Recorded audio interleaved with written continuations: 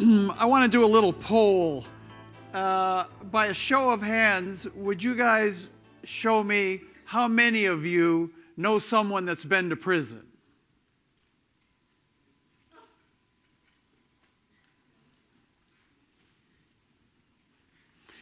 Well, for the rest of you that don't know anyone that's been to prison, you do now, because you know me. I'm known as a musician. I started off in music, and I started a band in Detroit called the MC5. And we were a militant, leftist, revolutionary rock band.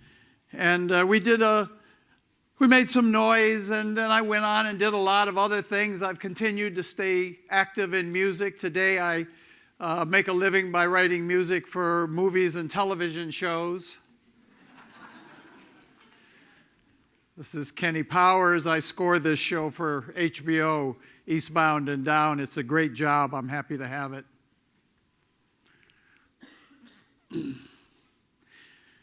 So how did I get here today? I grew up in Detroit.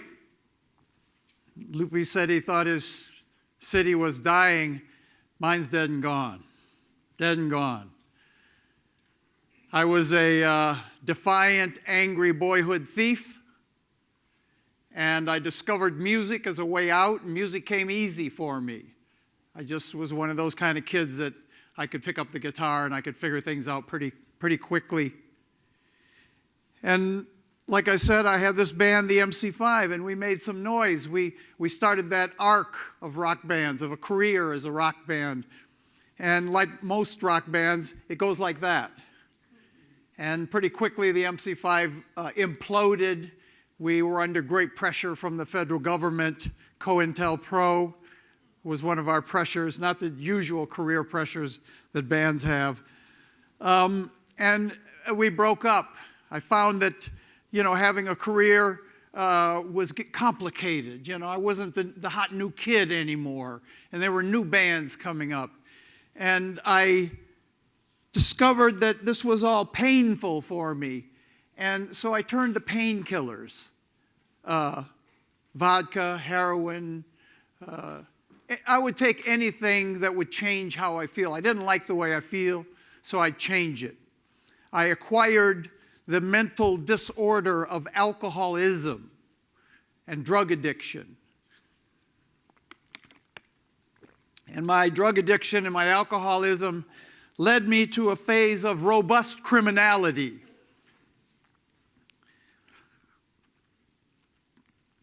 And I've got to tell you, as a gangster, I'm a great guitar player.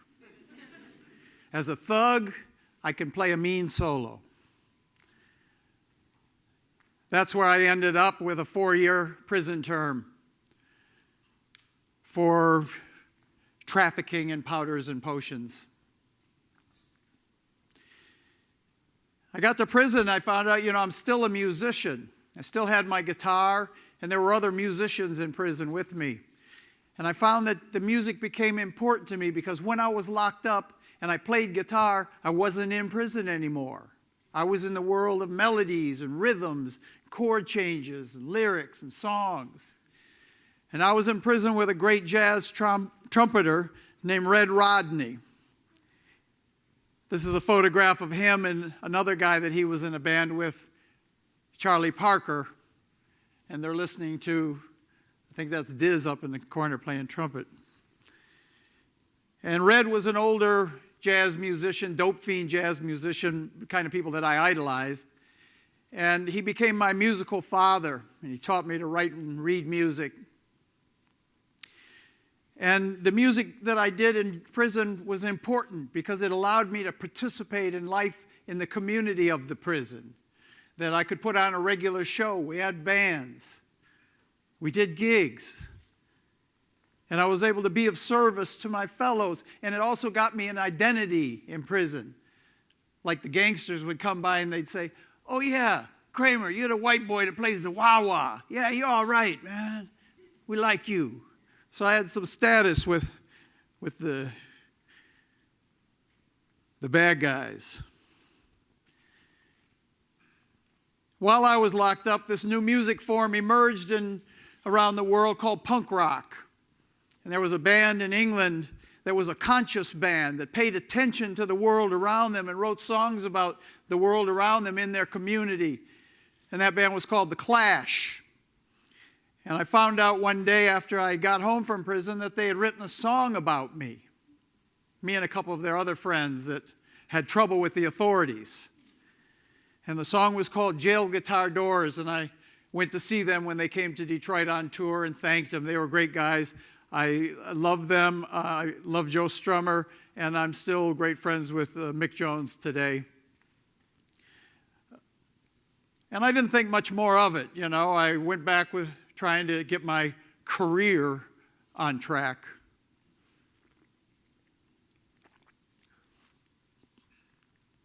And I kept working and playing gigs and making records, and I ignored my prison experience. I buried it. I denied it. I wouldn't talk about it. I tried to pretend it didn't happen. And decades went on, and I continued in my alcoholism and my drug addiction, finally finding a way to live where drugs and alcohol aren't necessary. I found that through the 12-step recovery program, typically known in Alcoholics Anonymous, Narcotics Anonymous. And it took me a long time to get there. I stayed out there drinking and drugging until I was 50. I'm 64 today. When I was done, I was done. And one of the things I learned in my recovery as I started to heal, that we were peeling the onion back.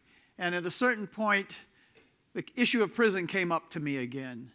And they would tell me in Alcoholics Anonymous that the antidote for what's wrong with me, at the core of my alcoholism, is that I'm selfish, I'm self-centered, I'm self-seeking, which applies to most musicians I know, and most regular people too, average people.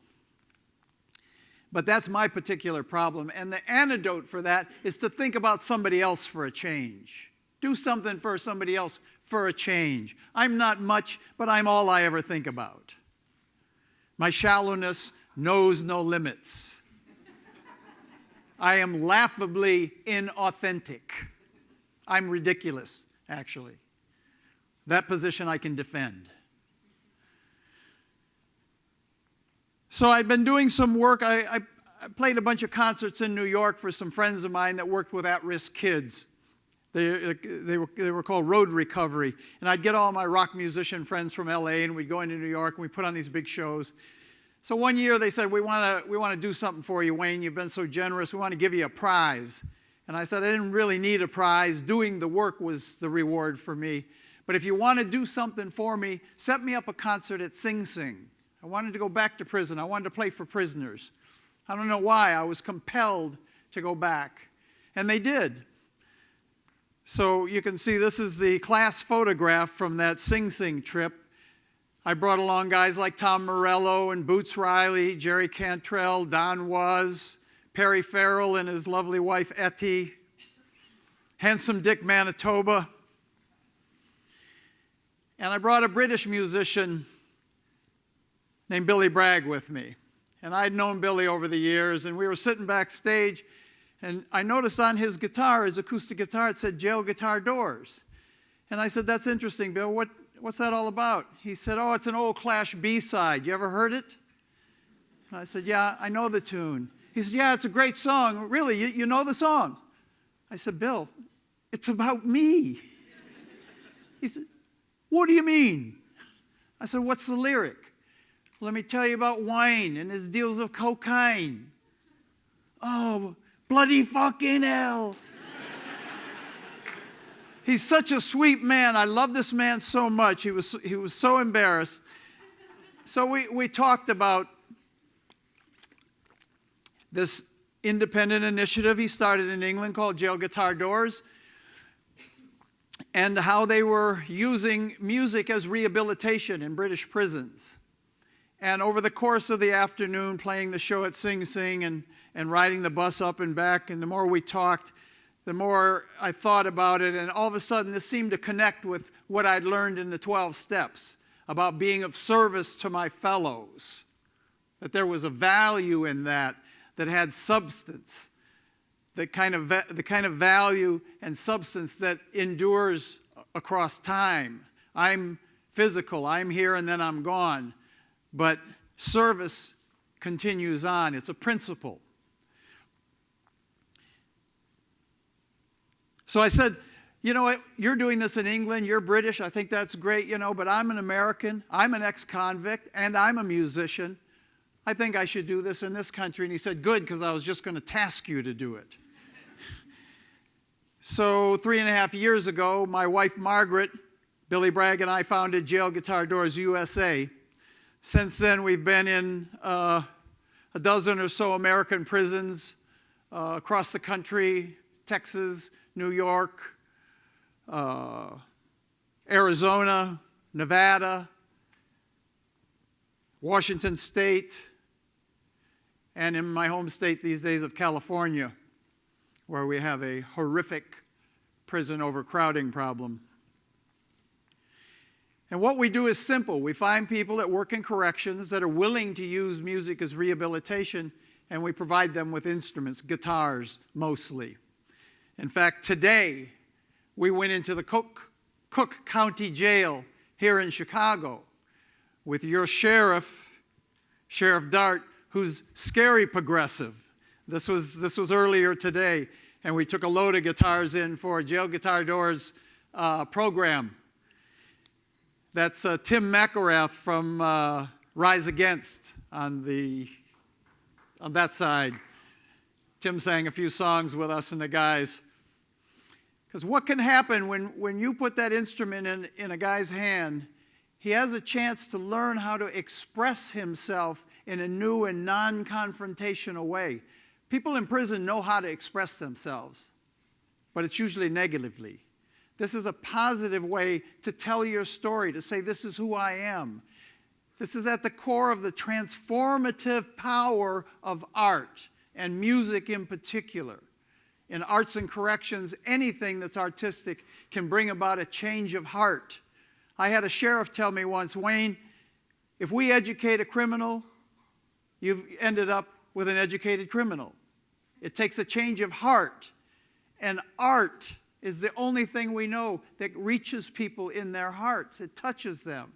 If I give a guitar to a guy and say, look, write a song to your mom, write a song to your wife, write a song to yourself about how you got here. It gives him a chance to see himself in a whole new way. It's the beginning of a process of rehabilitation, a process of changing. Because the fact is, 95% of the 2.5 million of our brothers and sisters in prison are going to come home someday, and they're going to live next door to you and me. And who do you want living next door? Someone who's been inculcated for decades in a world of violence and racism, bitterness and defeat, anger and resentment? Or someone that's been given a shot, someone that's had drug and alcohol counseling, someone that learned a trade, someone that got a chance to look inward and see what could they do to change, to make sure they never come back to these penitentiaries again. We are in a crisis of mass incarceration in America today. 2.5 million people in prison, half of them nonviolent drug offenders. It's disgraceful. It's a crime against humanity. It's a crime against our own people. So I'm calling you to action today. There's two things you can do. On the people helping people level, you can do exactly what we do. You can start a Jail Guitar Doors chapter anywhere in your town, in your city, and you can get your local musicians together and get in a room and put on a concert and raise your own money and buy your own guitars and take them into your own jails and prisons, because those are your friends and family in your neighborhood jails and prisons. And we got lots of jails and prisons in America. The other thing we can do is political. We're working for political change. And this happens, there has to be a political goal at the end of the day. And that political goal takes the form of two pieces of legislation. The Youth Promise Act, written by Representative Scott, which aims to create programs to keep young people out of the cradle to prison pipeline. Anything to keep them busy. The other is the National Crime Commission Act by Senator Jim Webb. That's me and Senator Webb as he's throwing me out of his office. You can back this act. This is a broad look at the whole state of corrections, asking 5 questions. Who are we locking up? Why are we locking them up? How long do we lock them up for? What do we do to them while they're locked up? And what do we do with them when we're done locking them up? Because we don't have good answers for those questions. Those are the 2 things we can do. Because we're in a stage of disappointment in the world today. There's great disappointment in our great institutions of politics and religion. They failed us. There's a sense of failure. And that sense of failure opens the door for nihilism, meaninglessness, cynicism. And that's the enemy. The enemy isn't the Republicans or capitalism. The enemy is cynicism, that meaninglessness. And it takes 2 forms. One is a soft form, which is like, I'm just getting mine. I'm getting mine. Me and my family, I live in a good neighborhood. I'm back here. I've got my iPad. I'm going to meditate. I'm good. I'm cool. And disengage from the world. And the hard form is what Lupe was talking about. Gangsterism, violence, Al-Qaeda, poor, lost, insane people going in a movie theater and shooting the place up because no one understands them because they can't listen. So I'm imploring you to join us. And you do that, how can we fight that nihilism? How can we militantly oppose it? By taking an unlimited ethical commitment to action. What that means by ethical is you're moving in the direction of human happiness, away from the direction of human suffering. And that it's an unlimited commitment. We're not doing this for now and then we'll be done later. We'll never be done. That utopian ideal is worth fighting for. That's not a Pollyannish idea. A better world, a more just world, a more fair world. I'm imploring you to join us, engage in the world. The rewards are rewards that money can't buy you. So we started talking about jail guitar doors. I want to finish by playing the song for you.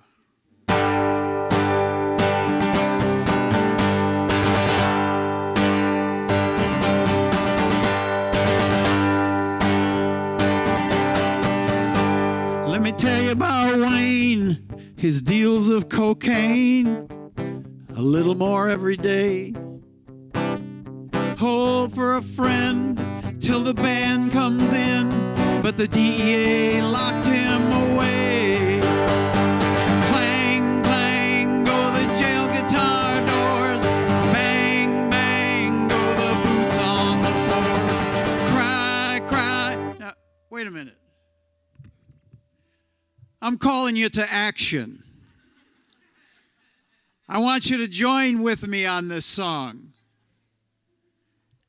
It's simple. Sing the choruses with me. Now I'll sing the second verse, and then you all come in on the chorus. Let me tell you about Pete. He didn't want no fame. He gave all his money away. They said, something's wrong, son. It'll be good for you, son. And they certified him insane. Here we go. Clang, clang, go the jail guitar doors. Go the boots on the floor. For his mother's only son. Clang, clang, go the jail guitar doors. Let me tell you about Keith. Waiting for trial, $25,000 bail. If he goes down, we won't hear his sound, but his friends carry on anyway. Here we go. Clang, clang, go the jail guitar doors. Cry, cry for his mother's only son. Clang, clang, go the jail guitar doors. Real big. Clang, clang, go the jail guitar doors. Bang, bang, go the boots on the floor. Cry, cry for his mother's only son.